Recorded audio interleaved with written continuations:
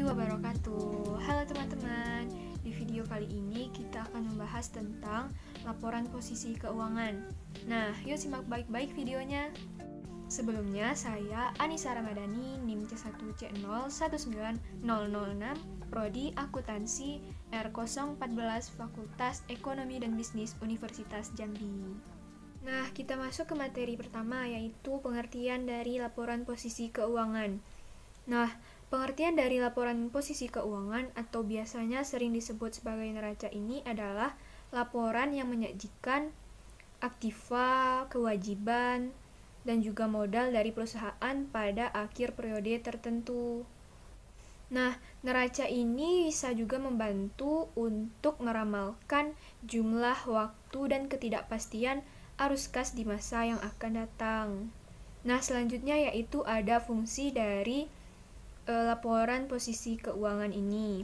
Yang pertama yaitu, jika dilihat dari isinya, maka laporan ini berfungsi sebagai dasar perhitungan tingkat pengembalian dan dasar evaluasi struktur modal perusahaan. Nah, yang kedua ada untuk menilai risiko perusahaan dan arus kas di masa yang akan datang. Yang ketiga, laporan posisi keuangan ini berguna untuk menganalisis likuiditas, solvabilitas, fleksibilitas keuangan pada sebuah perusahaan. Nah, selanjutnya ada keterbatasan dari laporan posisi keuangan. Keterbatasan dari laporan posisi keuangan yang pertama yaitu pilihan pengukuran beberapa aset tertentu berdasarkan biaya perolehan atau biaya perolehan yang terdepresiasi, bukan dari nilai kininya. Nah, hal ini banyak dikritik karena kurang mencerminkan nilai wajar dari aset. Yang kedua yaitu tidak diperkenankan mengakui aset tak berwujud yang mengandung nilai manfaat. Namun sulit diukur nilainya secara objektif karena dihasilkan secara internal. Nah, misalnya yaitu merek yang dihasilkan secara internal. Kemudian yang ketiga ada rekayasa keuangan yang sering memungkinkan dilakukan untuk menghasilkan pembiayaan off balance sheet.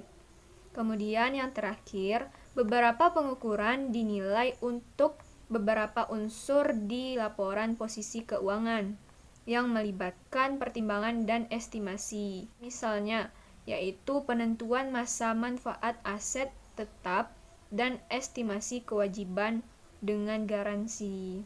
Nah, selanjutnya ada elemen dari laporan posisi keuangan. Elemen dari laporan posisi keuangan ini ada aktiva, ada kewajiban, dan ekuitas. Aktiva ini adalah perolehan dan transaksi yang terjadi di masa lalu maupun sekarang atau kekayaan yang dimiliki dan dikendalikan oleh perusahaan. Dan bisa juga diartikan sebagai manfaat ekonomi yang mungkin diperoleh di masa yang akan datang. Kemudian ada kewajiban. Kewajiban ini adalah pengorbanan manfaat ekonomi. Dalam hal ini, aktiva yang telah lalu, masa kini, maupun di masa yang akan datang sebagai pemenuhan kebutuhan perusahaan. Selanjutnya ada ekuitas. Ekuitas ini adalah modal perusahaan yang didapat dari kegiatan operasional perusahaan sebagai basis pendanaan kegiatan tersebut di masa yang akan datang. Nah, persamaan dasar akuntansinya bisa dilihat sebagai berikut. Di atas ini adalah persamaan dasar akuntansinya, yaitu aktiva dicatat di sisi debit dan kewajiban dan ekuitas tercatat di sisi kredit. Dan persamaannya yaitu aktiva sama dengan kewajiban ditambah dengan ekuitas. Nah, selanjutnya ada klasifikasi laporan posisi keuangan. Klasifikasinya dibedakan menjadi dua, yaitu ada aset dan liabilitas. Aset ini dibagi menjadi dua pula, yaitu aset lancar dan aset tidak lancar. Aset lancar ini contohnya seperti persediaan, piutang, biaya yang dibayar di muka, investasi jangka pendek, dan kas. Nah, contoh dari aset yang tidak lancar yaitu seperti investasi jangka panjang, aset tetap, aset tak berwujud, dan aktiva lainnya. Nah, selanjutnya ada liabilitas. Liabilitas ini dibagi menjadi dua juga, yaitu liabilitas jangka panjang dan liabilitas jangka pendek. Liabilitas jangka panjang ini diklasifikasikan sebagai berikut, yaitu yang pertama, liabilitas yang berasal dari situasi pembiayaan khusus seperti penerbitan obligasi, utang sewa jangka panjang, dan wesel bayar jangka panjang. Kemudian juga bisa berasal dari operasi perusahaan seperti kewajiban pajak penghasilan yang ditangguhkan dan kewajiban pensiun. Yang terakhir yaitu liabilitas yang tergantung pada terjadi atau tidaknya suatu kejadian di masa depan untuk mengkonfirmasi jumlah yang harus dibayar atau tanggal pelunasan seperti jaminan jasa atau produk dan kontingensi lainnya. Kemudian ada liabilitas jangka pendek. Liabilitas jangka pendek ini dibagi menjadi 3, yaitu ada utang yang berasal dari akuisisi barang dan jasa seperti utang usaha, utang gaji, dan utang pajak. Kemudian dari penagihan yang diterima di muka sebelum barang tersebut dikirimkan atau jasa belum diberikan, seperti pendapatan sewa yang belum dihasilkan. Kemudian yang terakhir, liabilitas lain yang dilikuidasi akan dilunasi dalam siklus operasi seperti bagian obligasi jangka panjang yang harus dibayarkan pada tahun berjalan atau jangka pendek yang berasal dari pembelian peralatan. Selanjutnya yaitu ada informasi minimum yang tersedia dalam laporan posisi keuangan. Menurut PSAK 1, informasi yang harus ada dalam laporan posisi keuangan itu ada aset tetap, properti investasi, aset tak berwujud, aset keuangan, investasi dengan menggunakan metode ekuitas, persediaan, piutang dagang dan piutang lainnya, kas dan setara kas, aset yang diklasifikasi dimiliki untuk dijual dan termasuk kelompok yang dimiliki untuk dijual. Kemudian ada utang dagang dan utang lainnya, ada provisi, liabilitas keuangan, liabilitas dan aset untuk pajak kini, dan ada liabilitas dan aset untuk pajak tangguhan. Kemudian ada liabilitas yang termasuk ke dalam kelompok lepasan yang diklasifikasi sebagai dimiliki untuk dijual. Kemudian ada kepentingan non-pengendali, yaitu sebagai bagian dari ekuitas.